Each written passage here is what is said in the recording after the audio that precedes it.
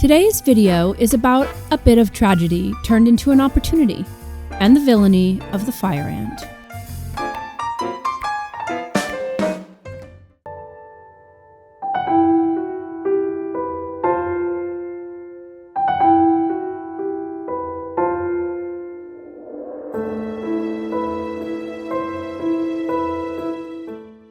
At the little house where the pixies grow, a dark pall had cast itself across the otherwise sunny visage of the Potager.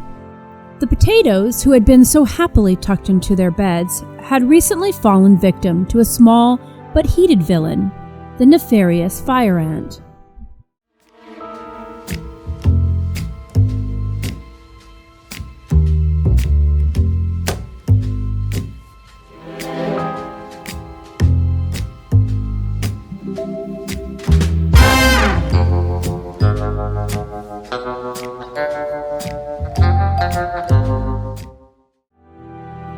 A concerned committee of both tall and small gardeners gathered and stared unhappily down into the remains of the potato bed, mourning the loss of our once thriving plants. A small voice broke the silence. "I think," admonished the golden pixie gently, "that you would be unhappy too if you had ants living in your bed." She paused for a moment, and this time turned her face up to mine in an attempt to discern if I was being critical of her potato plant's work ethic. They had, after all, given up on life directly after the ants had moved into the neighborhood. Or perhaps she was determining how robust her defense of them should be. "The ants are very unfriendly, and they do leave a mark," she sighed. She herself was familiar with the marks and was sympathetic to the potato's plight. I breathed in, preparing to respond, but she wasn't finished. She waved a small hand in the vague direction of the ant kingdom. "Also, I think they ate all of our potatoes," she muttered indignantly. It was certainly difficult to argue with her perspective, as I had no doubt I would get absolutely nothing done if fire ants moved into my bed, or anywhere else for that matter. It was at this point, or very nearly, that a little bird told us that fire ants never order cinnamon dolce lattes or eat pumpkin pie, because they despise the very smell of the aromatic spice playing the starring role in both of the aforementioned treats. The little bird leaned in conspiratorially and further insisted that if ground cinnamon was to be sprinkled liberally across a fire ant-infested area, it would induce the fire ants to pack their little bags and march out in search of more hospitable climes. As we had no better ideas of our own, we took the advice of our anonymous feathered friend.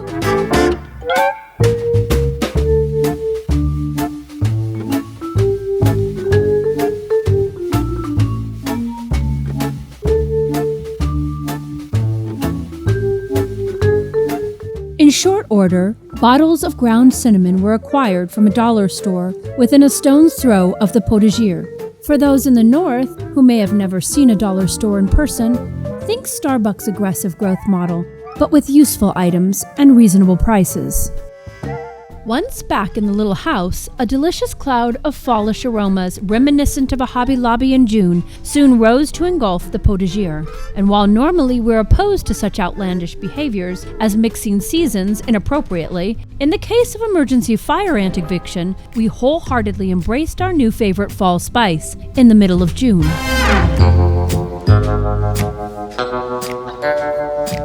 As it turns out, the little bird was right. And last seen, an indignant army of ants was witnessed marching off into the grassy jungle outside of the Pixie's Potager.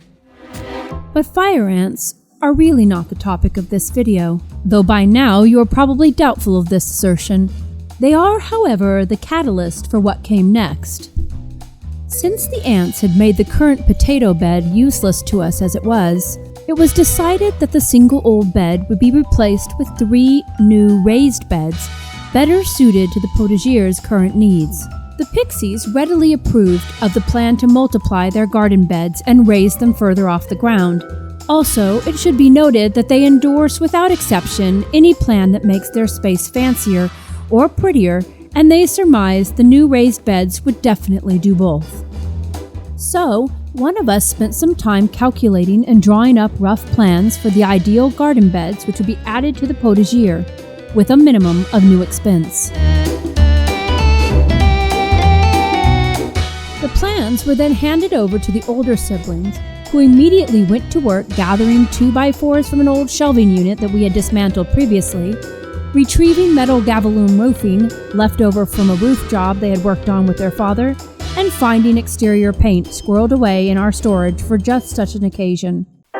Since all the beds were designed to measure precisely 48 inches across by 76 inches long and stand 20 inches tall, a system of stop blocks was set up and all 3 bed pieces were pre-cut and stacked for efficient assembly.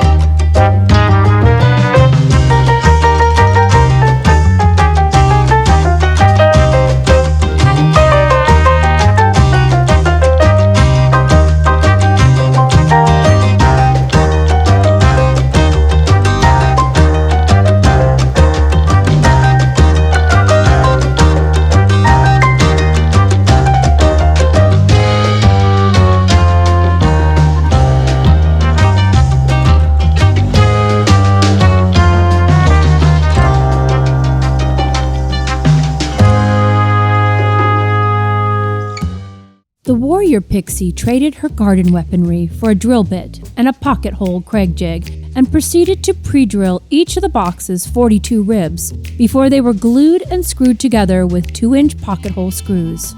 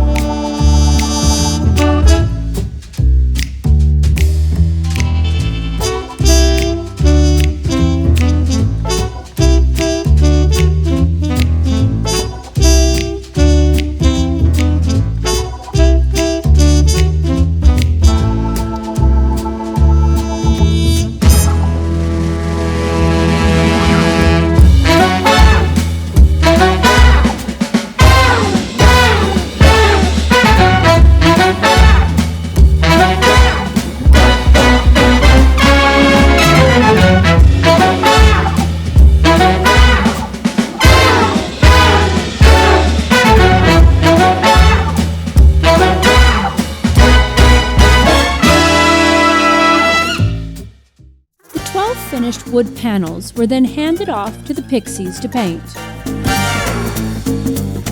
And this is where the process got a bit sticky. It was, after all, the most exhausting part of constructing garden boxes, and thus it required multiple rests, a mid-afternoon snack, an impromptu hunt for kittens, followed by another snack, and a discussion about how tiring painting is, and at least 19 bathroom breaks.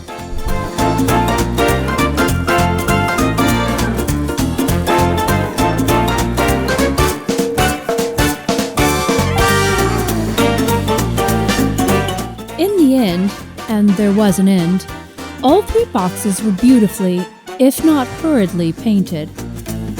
Upon completing their grueling task, the Pixies stepped back and admired their handiwork before eagerly handing the painted panels off to their older sisters and hurrying off to a more interesting pursuit, such as finding kittens.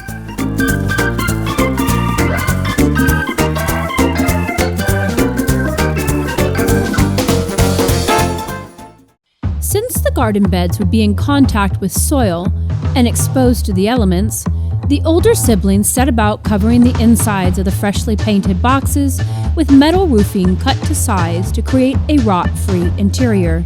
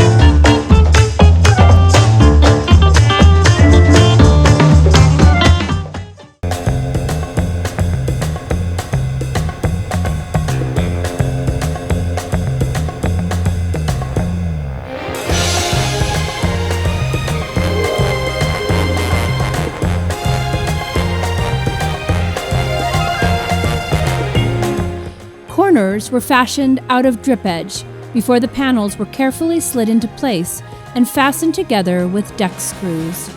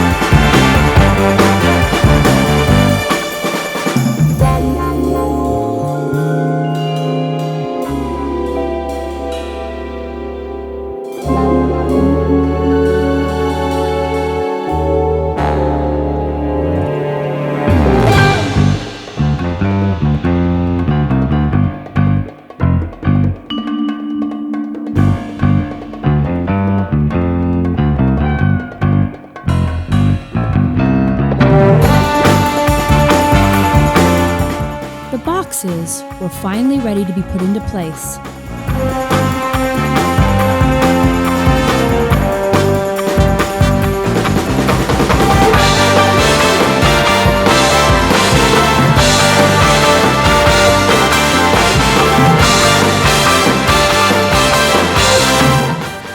Unfortunately, their place wasn't yet ready.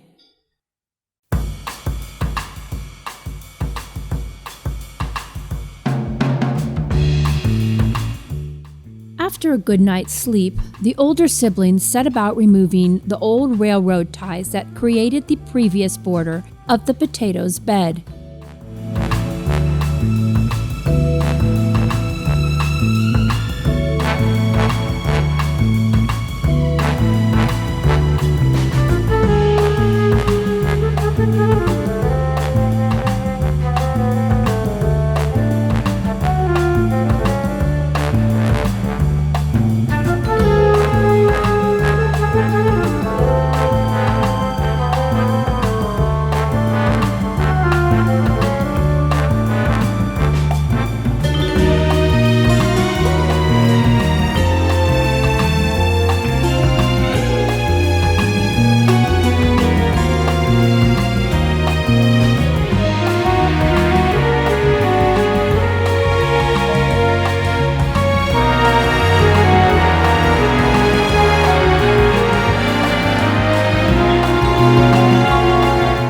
Pixies, meanwhile, worked on relocating chamomile plants, garlic bulbs, and one random ginger plant out of the way of the new garden design.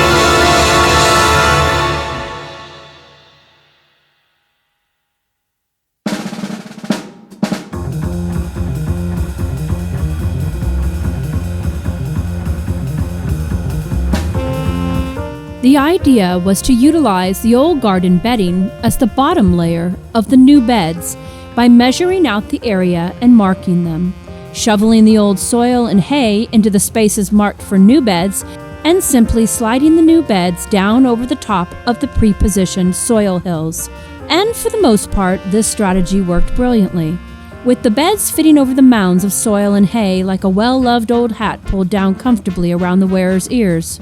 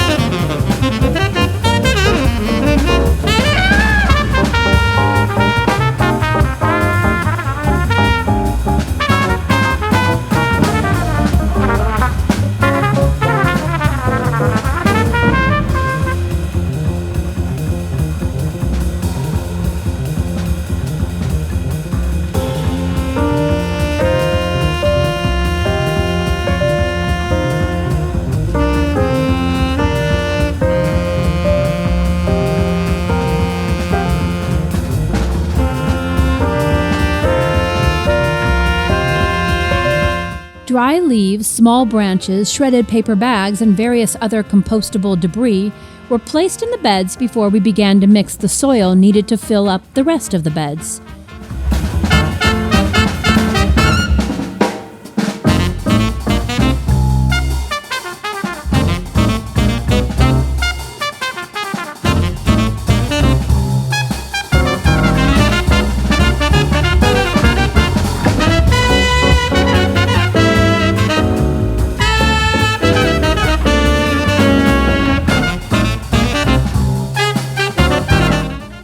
This is where things got tricky. 1 2 cubic feet bag of peat moss, 2 bags of black cow, 1 large bag of worm casings, a bag of organic soil, mostly because we had it left on hand from a Costco run, and a half of a large bag of perlite were combined on a large tarp, where it was mixed until it was without lumps and homogeneous.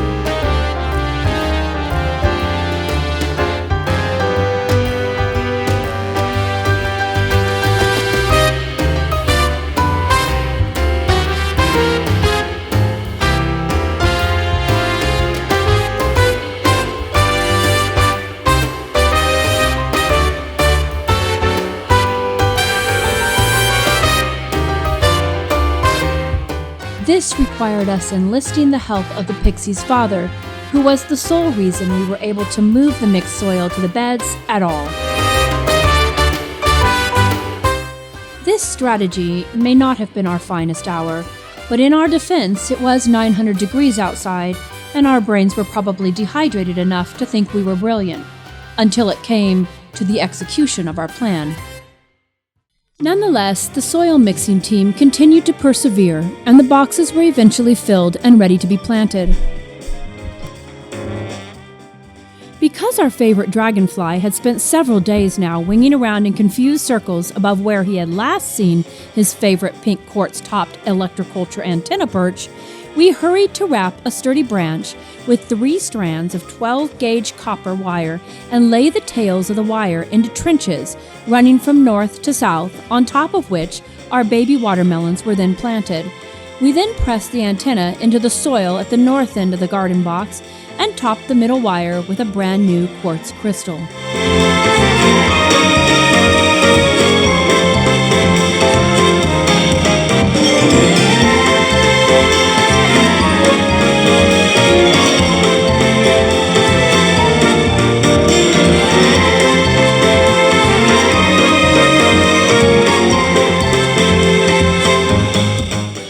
Our dragonfly was so relieved to see his antenna back that he tried several different poses before nodding his head in our direction, a sign we took to mean that he approved of his new perch. In the end, after rehydrating and another good night's sleep, we were able to look at where we had come from and the finished products before us, and cleverly decide we might need to build a few more boxes. Perhaps the heat has permanently addled our brains.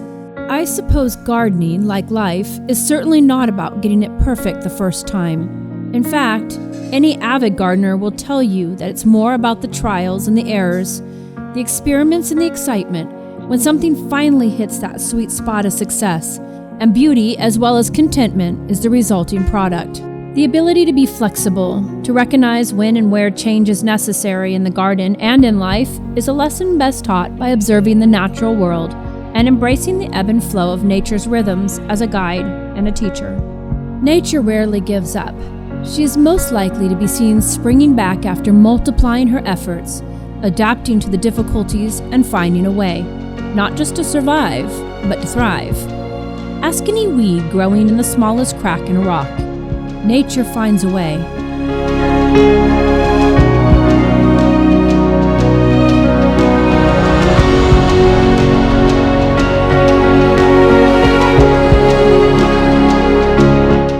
and so should we. The ants, fiery or not, know these principles and are driven by them. So they persevere past the unexpected cinnamon storms and unfriendly receptions and simply find a new place to flourish. And while no one enjoys the difficulties, the plagues of bugs, the critters, or the diseases which can spontaneously take hold of our harmonious environments, or the sudden weather changes that can wipe out a crop so quickly and thoroughly that there's nothing left to salvage, it is these difficult lessons that build resilience, if we'll just refuse to break. Please consider liking our video and subscribing to our channel, as it helps us to grow in more than one way. Thank you for joining us. We'll see you next time. The Lord bless you and keep you. The Lord make his face shine upon you and be gracious to you. The Lord lift up his countenance upon you and give you peace.